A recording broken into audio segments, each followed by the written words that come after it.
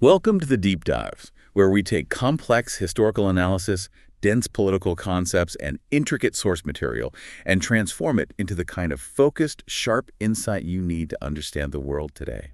Today, we are setting our sights on Southeast Asia, embarking on a deep dive that spans, well, millennia. Our primary source for this historical journey is the definitive work, A History of Malaysia by Barbara Watson Andaya and Leonard Y. Andaya. Right, and it's a text that provides really the essential scaffolding for grasping modern Malaysian identity and politics. Absolutely. Our mission today is to trace the major currents that shaped the Malay world.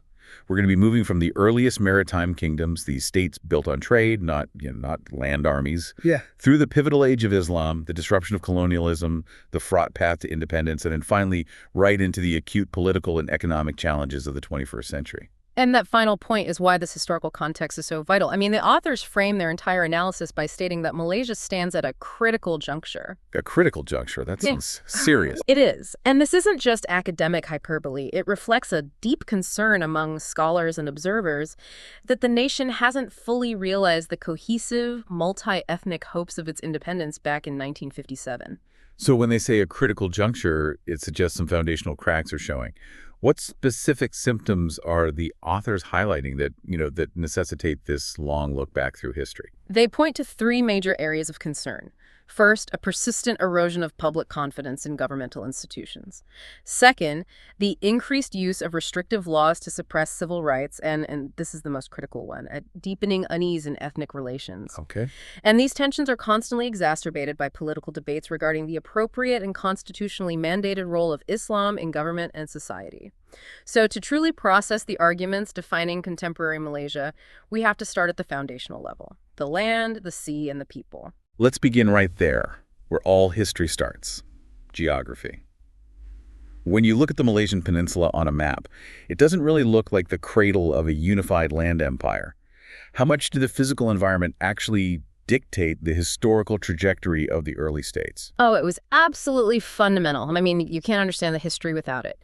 The geography predetermined that the historical experience would be defined by maritime trade and coastal power.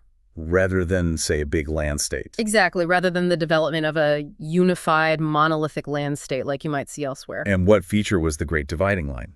The thing that forced everyone's focus toward the coast. The mountainous interior, there's this main range that stretches right down the spine of the peninsula, creating a massive, almost impenetrable impediment. So it's not just rugged land, it's a genuine barrier. A total barrier. It completely dictates that major political life, population centers, and communication happened exclusively on the coast, or, crucially, along the river systems that lead to the coast. Ah, okay. So if crossing the land was almost impossible, the river systems became the internal highways. They were the arteries. Exactly. Yeah. River systems like the Pahang River connected the coast to the resource-rich inland ranges. Early political centers, which often derive their names from these principal waterways, were established right along these rivers. Which makes sense. It ensured access to valuable forest products, things like camphor, incense, all sorts of jungle produce that were essential for the global trade routes that were already coalescing in the region. And in this environment, who were the first inhabitants? The outline mentions the Orang Asli. The Orang Asli, which means original people, are the indigenous groups whose history is, well, it's constantly being updated. The old layer cake model, which suggested these successive waves of different peoples coming in, has been largely modified. Modified by what? New evidence. By linguistic evidence, mainly. It suggests a very deep ancestry for Aslian language speakers, potentially 3 millennia, linking them to the larger Austroasiatic family. But the more dominant language eventually became Malay, which has a different origin story. That's right. The base language, Proto-Malaic, likely originated over in southwestern Borneo. The groups we now call the Southern or Proto-Malays speak these dialects, and they probably displaced earlier groups maybe 2,000 years ago. So it's a very fluid picture. The important thing to recognize is this wasn't a static environment at all. It was a constant fluid process of migration, interaction, and linguistic displacement across the entire archipelago. Now, shifting from the land to the sea, the existence of any major kingdom depended entirely on a really unique group, the Orang Laut. the sea people. The Orang Laut, like the Sama Bajau, were absolutely indispensable. I mean, the core insight here is that for 1,000 years, the political strength of the state wasn't defined by a vast land army, Right. but by the ability to keep these sea nomads loyal. Why were they so crucial? What did they provide that a coastal ruler just couldn't obtain otherwise? Well, they provided three things, really. First, marine products for trade. Simple enough. Second, and this is key, they were unparalleled navigators. They were indispensable pilots with this encyclopedic knowledge of the straits, the currents, the submerged reefs, the favorable winds. You couldn't sail safely without them. And third, they were fierce fighters. The early Chinese sources actually refer to them as pirates, but when they were allied with a coastal ruler, their boat fleets became a formidable, integrated naval force. They could be used for both attack and protection. So with the Orang Laut controlling the sea lanes and the rivers connecting to the interior, the stage was set for the region to become a global hub. By the first millennium CE, the Malay archipelago was, it was right in the center of world trade. Its positioning was spectacularly advantageous. It's midway between the two ancient giants, India and China, and it was linked by predictable, favorable monsoon wind systems that tied the entire region into a complex trading network stretching all the way from Africa to East Asia. This wasn't just commercial trade, though. It was also the pathway for massive cultural importation, which historians term Indianization. But this wasn't an invasion, correct? It was more like a transfer of elite concepts. Precisely. Indian influence laid the groundwork for future political vocabulary and religious shifts. It wasn't mass migration, but the transfer of a sophisticated, formalized set of concepts for defining kingship and statecraft, imported by, educated Indian figures. And these concepts became the foundation for Malay governance. Sanskrit provided the key language. Terms like Raja for ruler, Jaya for success, and Ajiri for country were all integrated. And here's where it gets really interesting. Even the crucial term merdeka, which means free, independent, is Sanskrit-derived. Wow. So the very language of modern nationhood is rooted in this ancient cultural exchange. And they weren't just adopting terms, they were integrating belief systems, too. Oh, yes. Hindu gods like Shiva and Vishnu were assimilated, and the great Indian epics, notably the Ramayana, became integral to the cultural heritage.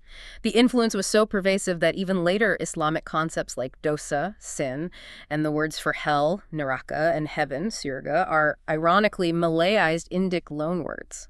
That just shows how deep the Indian influence was before Islam even arrived. Exactly. This is the environment that birthed the first great regional power, Srivijaya. Srivijaya. Yes, centered in Palembang, Sumatra. It rose in the 7th century and dominated until the 14th. It was a famous maritime kingdom, renowned both as an emporium for global trade and as a major center for Mahayana Buddhism, attracting monks traveling to and from India. What was the secret to Srivijaya's longevity? It couldn't have been just its location. Its strength rested on that symbiotic relationship with the Orang Laut, ensuring maritime security, but more profoundly, it rested on a highly sophisticated political culture built on the concept of loyalty and divine power. Okay, let's unpack that political culture, because it sounds like it has echoes right up to the present day. It absolutely does.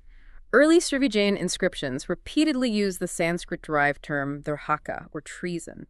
This was not just a legal crime, it was a heinous offense punishable by a divine curse. A divine curse. Yes. Supported by the concept of sakti, which was the ruler's special, concentrated supernatural power. Betraying the ruler meant inviting catastrophe upon yourself and your entire line. This devotion, symbolized by the subject willing to die for their lord, was deeply embedded in their statecraft. But no power lasts forever. If Srivijaya's strength was based on this decentralized web of loyalty, what happens when that web starts to fray?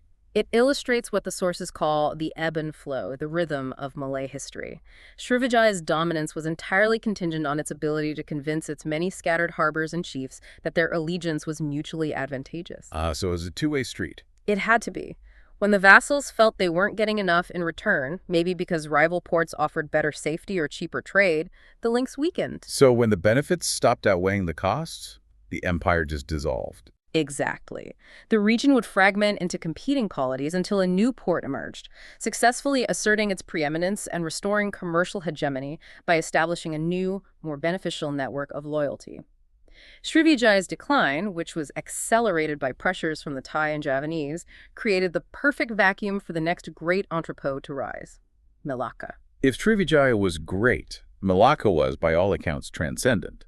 Tome Piers, the Portuguese apothecary, said it had no equal in the world. What strategic steps did this new kingdom take to ensure it would succeed where Srivijaya had eventually failed? Malacca learned from history and maximized its natural advantages. I mean, it was intentionally chosen for its strategic perfection. It was sheltered from the monsoon winds by offshore islands, it had deep approaches for large vessels, and it was perfectly positioned midway between India and China. And unlike many purely coastal centers, it secured the interior trade. That was a crucial differentiator. Not only did it connect to jungle routes, but it established the Panarakan portage route. This linked the Muar River to the Pahang River, giving it direct access to the interior. Direct, secured access to the highly prized gold-producing regions in the interior. This combination of superior maritime access and secured overland resources made it an irresistible hub. Success wasn't just about location, though. It was about reputation and management. How did Malacca structure its government to ensure efficient, reliable trade? It was the definition of an ideal trading state. It prioritized a hospitable attitude toward foreigners, efficiency in cargo discharge, and critically predictable justice. The administration was highly specialized. So not chaotic. Not at all. Captains dealt with the Siabandar, the harbor master, who then reported to the Bendahara, the principal minister. The customs system was efficient and regulated, often involving a flat 6% duty for major trading partners like the ships from Gujarat. Let's talk about the cultural and political engine that drove Malacca, the concept of Kerajaan Malay kingship. The prestige of the kingship was everything. Rulers claimed this extraordinary, even mythical lineage. They traced their line back to the Palembang prince Srivijaya Buana, and from him, all the way back to the legendary Iskandar Zulkarnain. Alexander the Great. Alexander the Great, exactly. The concept of Kerajaan, the condition of having a ruler, meant the entire cosmos, political and social, revolved around the sultan. And what happened to that ancient concept of Sakti, the ruler's divine force, once Islam began to take hold? It didn't disappear, it evolved. As Islam grew in prominence, the older Sanskrit Sakti was replaced by the Arabic-derived term Dola, the ruler's special, divinely supported power. So it's the same idea, just with a new name. It's a reskinning, in a way. This change signaled the deep integration of Islamic thought into the existing framework of Malay sovereignty. And this relationship was codified in a legendary foundational document, a covenant between the ruler and the subject. Absolutely fundamental. The legendary covenant between Srivijaya Buana and Damayang Lebar Dawn, the head of Palembang's original inhabitants, guaranteed subjects certain rights, but in return it demanded unquestioning loyalty, a concept of absolute reciprocity. And that reinforced that old idea of treason, Durhaka. It defined the ethical basis of the ruler-subject relationship for centuries, and yes, it reinforced Durhaka. And the practical protectors of that dalat and prosperity remained the Orang Laut. They remained the loyal friends, the Faiz Migos of the Malacca rulers for hundreds of years. This demonstrates the Malacca administration's political genius, understanding that securing the loyalty of the sea people was the single most important guarantor of its commercial success and protection from rivals. Malacca's greatest legacy is arguably the consolidation of Islam in the region. How was this spread or proselytization so closely linked to trade? It was symbiotic. The trade networks, which were heavily dominated by Muslim merchants, especially those from Gujarat in India, acted as the transmission belt. Malacca's commercial prestige reinforced the appeal of the faith. So local rulers saw the advantages. They saw the status, the new political language, and the powerful connections that came with adopting Islam, and they wanted to emulate the Malacca Sultanate. So it wasn't a sudden radical break from the past. Far from it. The localization of the faith allowed for a really smooth integration. The Terengganu stone, a famous early inscription, still used familiar Sanskrit terms like Dewata Mulia Raya to refer to God. Malacca was known for its retention of older customs, which explains why the court and the population were so cosmopolitan. Tell us more about that cosmopolitanism. It really challenges the rigid ethnic divisions we associate with later periods. Malacca was incredibly tolerant. Non-Muslim women were important petty traders, often running night markets, which demonstrates a relative economic independence. Intermarriage was commonplace. The ruling elite actively took Chinese, Indian, and Javanese wives, directly connecting non-Malays to the highest levels of the aristocracy. That fusion of cultures was part of its strength. A huge part. But despite this fusion, a very specific and enduring definition of Malay identity crystallized during this time. An identity that became tied to the new faith. Inextricably linked. This identity, rooted in the Srivijayan heritage and refined by the Malacca Sultanate, produced the foundational aphorism of the region. To be Malay is to be Muslim, and to be Muslim is to be Malay. Masuk Melayu, Masuk Islam. Right. This linkage of culture, courtly life, language, and faith became the inspirational emblem of Malay achievement, defining Malayness right up to the modern era. That golden age ended, though, in 1511 with the arrival of the Portuguese. The capture of Malacca by Afonso de Albuquerque was a military victory, but it sounds like they failed utterly to grasp the cultural significance of the port. You've hit on the core insight right there.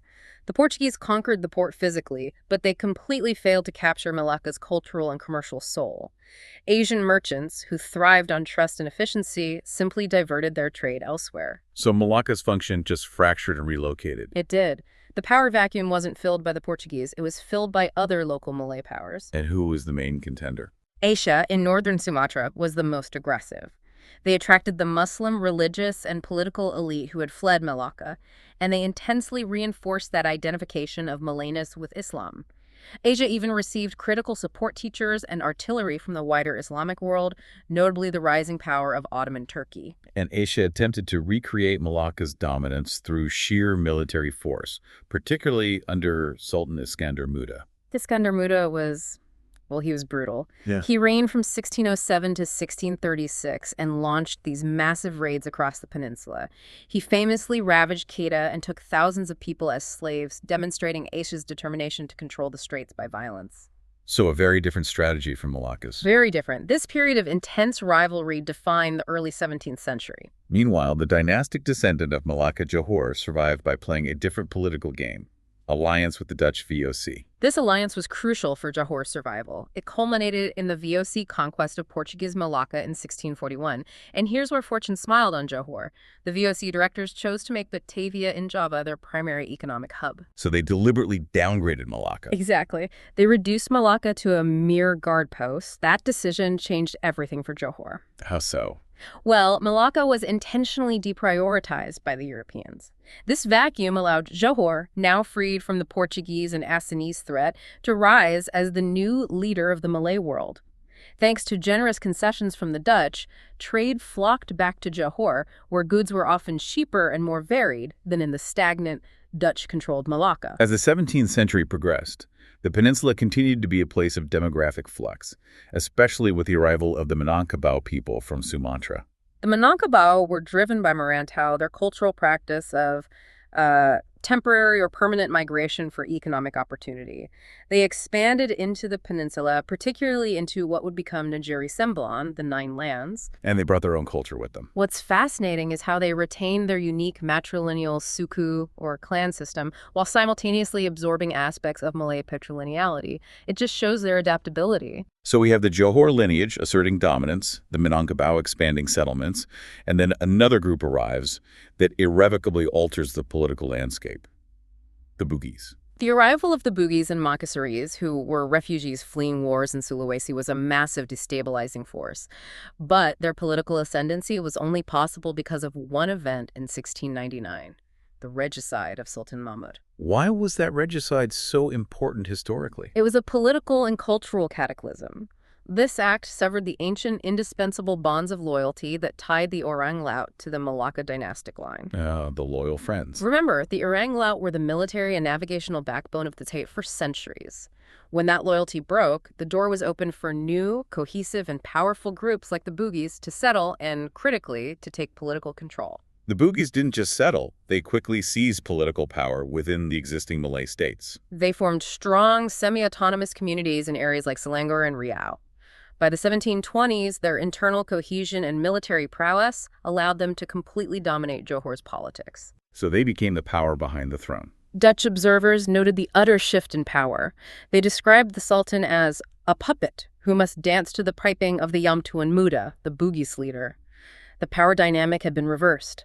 The guests had become the political masters. This fragmented, competitive, and internally conflicted landscape was the ripe environment into which the greatest global power of the age was preparing to enter: the British. British shipping prowess was skyrocketing, largely driven by the massive China trade.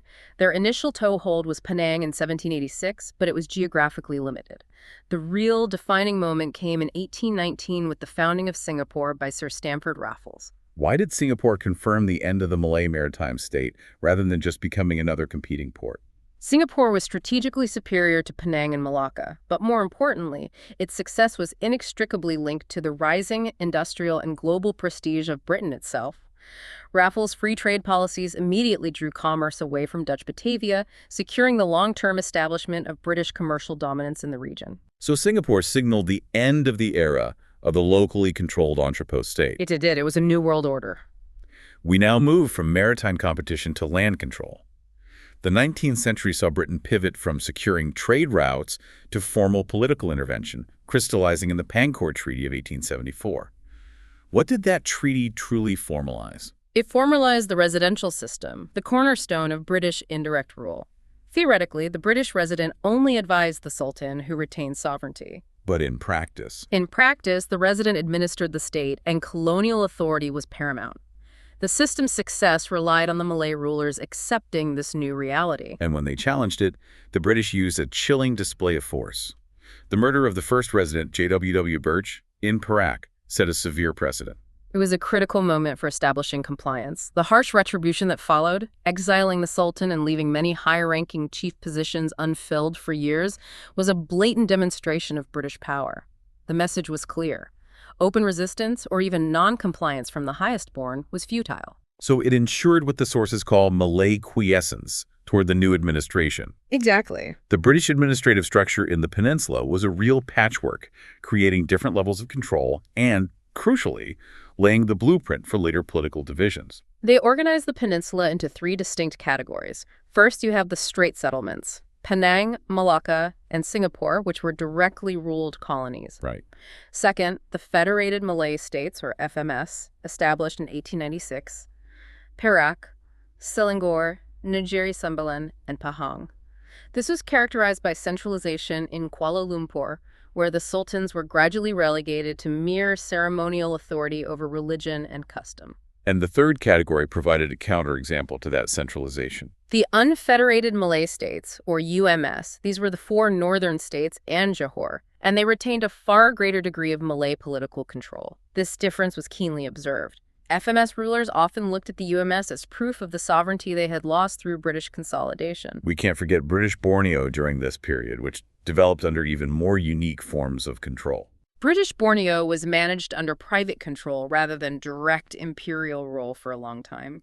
You had the Brooke-White Rajas ruling Sarawak and a chartered company running North Borneo.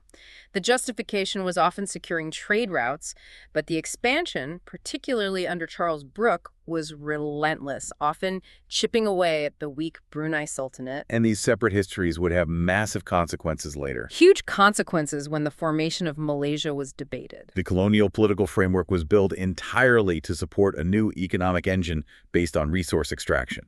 We're talking, of course, about the tin and rubber boom. This boom fundamentally altered the landscape, especially along the West Coast. Tin was the initial magnet, but rubber planting, a new commercial crop, quickly surpassed it, becoming Malaya's chief export earner until the 1980s. And this intensive mining and plantation agriculture demanded something the local population could not supply: massive, cheap labor. That's the key. And that labor demand led directly to the rapid demographic change that created Malaysia's defining feature: the plural society. Mass migration was the answer. It was. The Chinese became the largest single community in the Strait settlements, dominating tin mining and plantation agriculture. In Johor, they managed a unique system called Kangchu, where a Chinese headman, the lord of the river, controlled cultivation and revenue farming, although this was still under the authority of the Malay Temenggung. However, the Chinese community itself was far from unified. No, they were deeply divided along dialect and clan lines, which often led to intense, violent rivalries like the famous Larut Wars between the Haisan and Gihin secret societies. This internal conflict was a major feature of the early colonial period. And the Indian community served a massive need in the rubber estates. Large numbers of Indians, mostly Tamils, were brought in primarily under the Kangani system, a kind of labor broker system. They were physically isolated on the plantations, housed in barrack-like labor lines, and essentially condemned to the status of coolies. The structure of the estates ensured they had very little opportunity to integrate or influence society. Here's a crucial point. The sources emphasize that the British didn't just inherit this diverse society, they actively governed it by imposing rigid ethnic definitions. Absolutely. The British established a system of economic role segmentation that became a political dogma. Europeans governed, Chinese and Indians worked in the highly profitable commercial and extractive sectors, and Malays were expected to remain agriculturalists. It was a very neat, very simple, and very artificial framework. Exactly, and it intentionally ignored the existing nuances. How did this affect groups that were already mixed, like the Baba Chinese or Jawi Peranakan? These groups, with Sino-Malay or mixed Malay and Indian heritage, struggled fiercely to maintain their identity as the colonial boundaries hardened. To administer land, the British needed fixed categories, and they enshrined their definition of Malay in the 1913 Malay Reservations Act, defining a person as Malay if they habitually spoke Malay and professed Islam. Which was a crucial political act. It was, because it conveniently widened the category to include recent converts and migrants, strengthening the Malay political base against the Chinese demographic surge. The British segmented society economically, and they cemented that segmentation through their approach to education. Their policy for Malays was highly functional. Provide a basic vernacular education deemed just sufficient to keep them in their assigned role as agriculturalists and local administrative officials. However, the establishment of the Sultan Idris Training College, or SITC, had an unintended revolutionary effect. How did the SITC unintentionally sow the seeds of nationalism? It created a Malay-educated intelligentsia, teachers and intellectuals, who became the core of the demands for reform and the nascent nationalist movement. They were educated in their vernacular, but now had the intellectual tools to critique the colonial regime and the marginalization of their community. The only real cross-ethnic institution was the English school system, but access was limited to the privileged elite. English schools were urban and elite. They did, however, bond a small cohort of Malay, Chinese, and Indian individuals who shared an education that reinforced their status and privilege, regardless of their ethnic origin. This group would later form the core of the independence movement leaders. Simultaneously, traditional Islamic education remained powerful, especially in the unfederated Malay states. The Pondok, the traditional schools, and the modernist madrasah schools reinforced that essential linkage. To be a Malay was to be a Muslim. The modernist madrasah schools were particularly important because they taught modern subjects like science and English alongside Arabic, demonstrating that Islam was not incompatible with modernity or change. All these trends, economic segmentation, political marginalization, and rising intellectual ferment, came to a head around the 1931 census. The census delivered a massive political shock. For the first time, there were more Chinese 1.7 million than Malays 1.64 million in British Malaya. This fueled a palpable sense among the Malay elite that their culture and status were imperiled. They feared being outnumbered and outmaneuvered. They feared Chinese and Indian pressure to open up the protected Malay civil service. This created a political pressure cooker, ready to explode when the British shield was removed. And the pressure cooker blew up in 1941. If the British residency system was a carefully built house of cards, the Japanese invasion was the atomic blast that leveled it in a matter of weeks. The speed of the surrender fundamentally shattered the notion of European supremacy. The damage to British prestige was irreparable. Ironically, the Japanese imposed an integrated administration across the peninsula, which the British had never dared to do. However, this integrated role was anything but unifying for the populace. How did the Japanese occupation exacerbate the ethnic tensions that the British had previously contained through their rigid policies? The Japanese government immediately displayed intense suspicion toward the Chinese due to their loyalty to anti-Japanese movements in China. This resulted in the horrific Suxing operations, the purification through suffering. A mass screening and execution. Yes, of suspected anti-Japanese Chinese individuals, leaving thousands dead. And the economic collapse created new, destructive forms of competition. Unemployment and severe food shortages were rampant. The Japanese need for increased food production forced Chinese, Indians, and Eurasians to resettle onto agricultural land, bringing them into direct daily competition with rural Malays. And the post-war chaos was even worse. It was the worst. It resulted in outright communal violence, particularly between the Chinese-dominated Malayan People's Anti-Japanese Army, the MPAJA, and Malays who had served the Japanese administration as police or forest guards. The old ethnic antagonisms previously managed by colonial force now erupted into open warfare. When the British returned, they were determined to push for self-government through the Malayan Union proposal in 1946. What was the critical mistake the British made that galvanized the Malay population? The proposal was politically tone-deaf. The Union proposed equal citizenship for all groups and severely limited the sovereignty of the sultans and Malay special privileges. And the Malays saw this as a betrayal. They saw it not just as a political change, but as an attempt to diminish their status in what they considered their only true homeland. They viewed the British as having betrayed their advisory role. This challenge created an unprecedented wave of Malay unity. The resistance to the Malayan Union led directly to the formation of the United Malays National Organization, UMNO. The scale of the Malay protest forced the British to back down completely, leading instead to the Federation of Malaya in 1948. Which was a massive victory for conservative Malay opinion. A huge victory. It upheld the sovereignty of the sultans and, critically, confirmed the principle of Malay special privileges.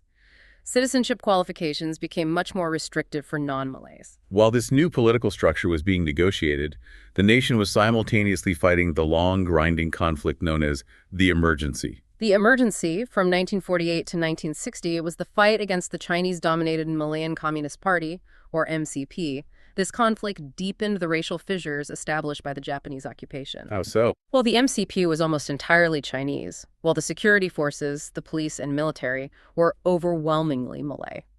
Roughly 32,000 Malays were recruited in 1948 alone. The war was fought along stark ethnic lines, hardening those divisions for the future.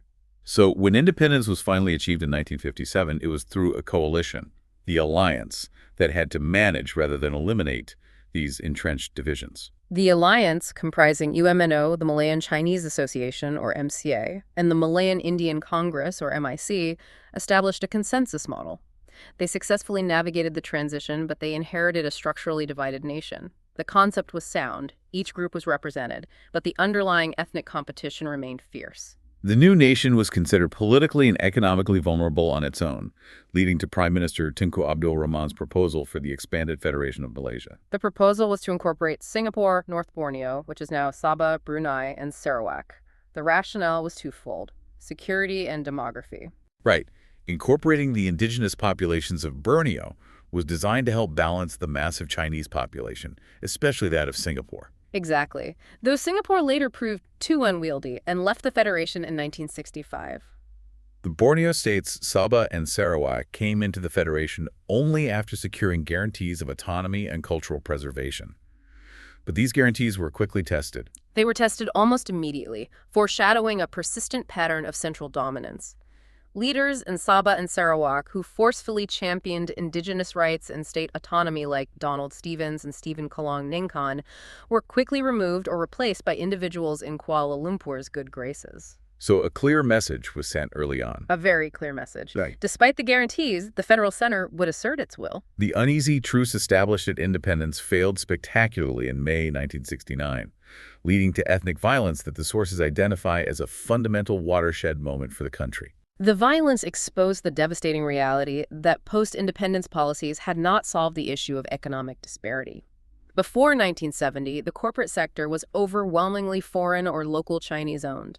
The Malay community, particularly the new urban middle class, felt economically marginalized, leading to intense resentment that exploded in 1969. This crisis led to a 20-year aggressive social engineering experiment, the new economic policy, running from 1971 to 1990.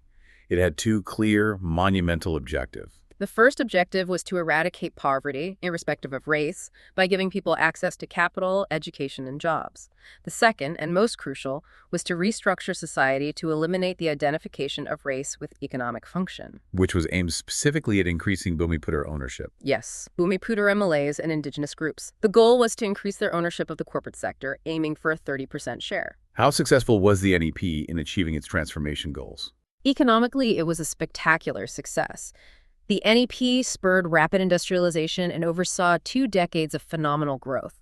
The GDP trebled, and the national poverty rate in peninsular Malaysia plummeted from almost 50% in 1970 to under 6% by 2000. And urbanization soared. It did, transforming the social landscape.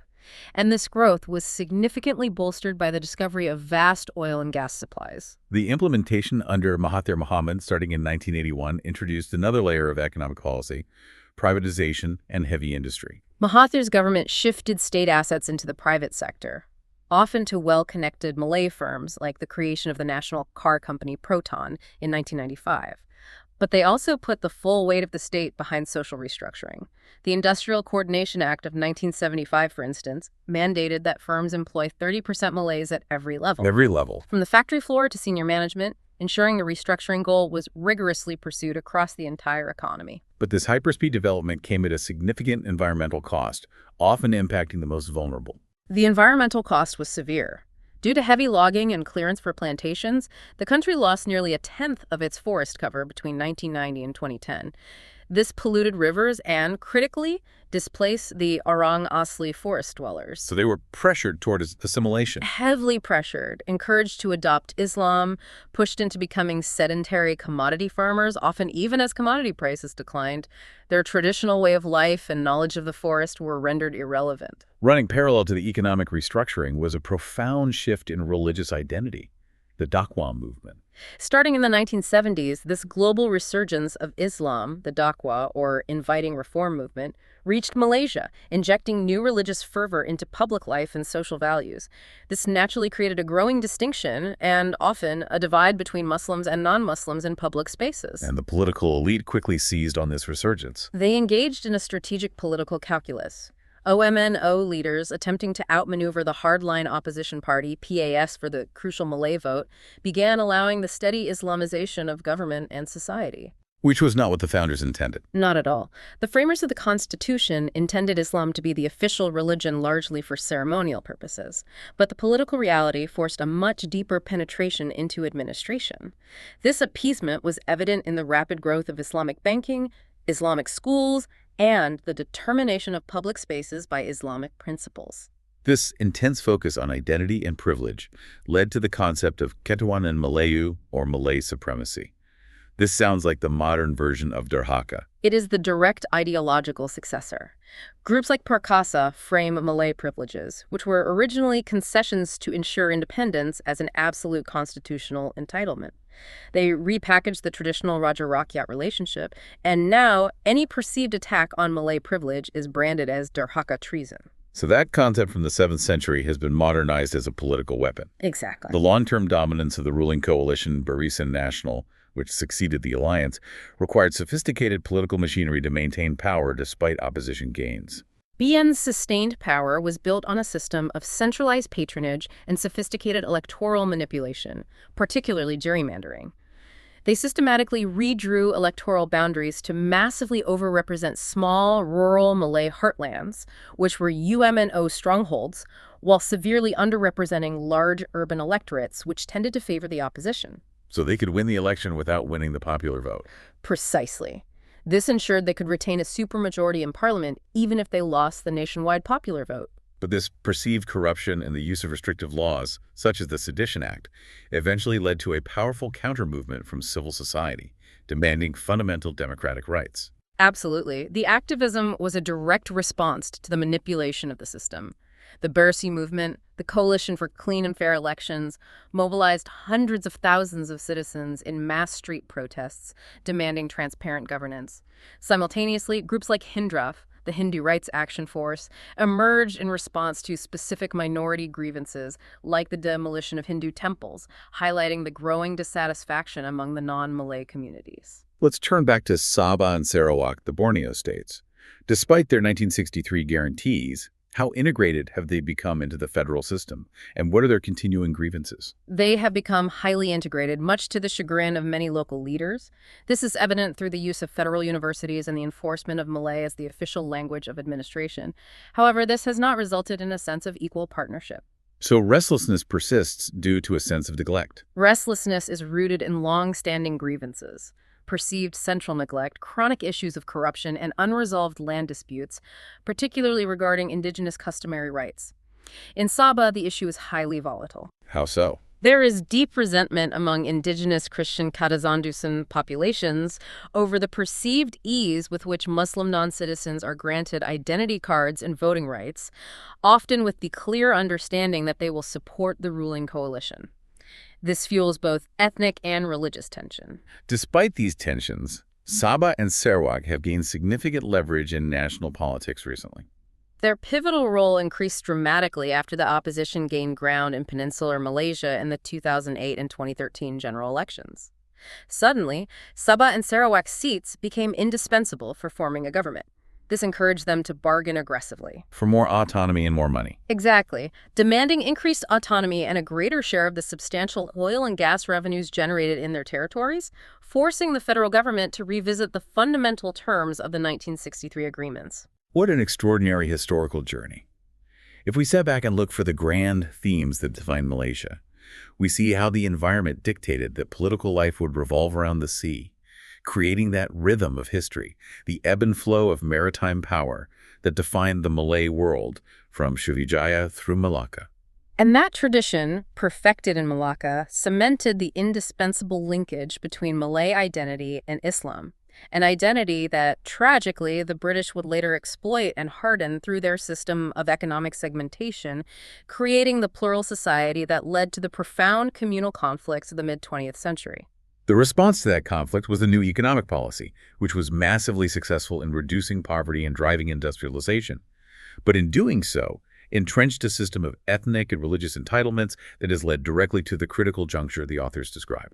We've moved from an ancient history of loose, reciprocal loyalty between ruler and subject, protected by a divine curse, to a state where politically motivated groups brand any challenge to Malay political privilege as durhaka treason, a concept stretching back over 1,000 years to Srivijaya. The core tension of the modern era remains the balance between UMNO's goal of preserving the privileged political and economic place of Malays and the constitutional mandate of creating a functional, cohesive, multicultural society that respects the rights and needs of the massive non-Muslim and non-Malay minority. Given the demographic reality, the Malay population continues to grow. Attending to minority needs is absolutely critical for the long-term unity and stability of the nation. So despite all the institutional challenges, the political regression and the restrictive laws we've discussed, what is the most encouraging counter-trend the sources identify that might offer a path forward? I think the most profound element of hope lies in the demonstrated strength and resilience of cross-ethnic civil society movements. Movements like Bersih, or even smaller groups, focused on minority rights, which have grown exponentially in the 21st century. So it's a bottom-up movement. It is. These citizens across ethnic and religious lines are actively demanding basic rights, clean government, and an end to corruption, reflecting a widespread desire for the integrity promised at independence. That is the provocative thought we leave you with. Despite the political rhetoric that often seeks to divide and the institutions that struggle under partisan strain, the foundational aspiration for a functional multicultural nation may not be held by the political elite, but by the citizens themselves. The future of Malaysia may rely less on the ruling party's policies and far more on the continued resilience and shared commitment of its cross-ethnic activist base to demand a better system.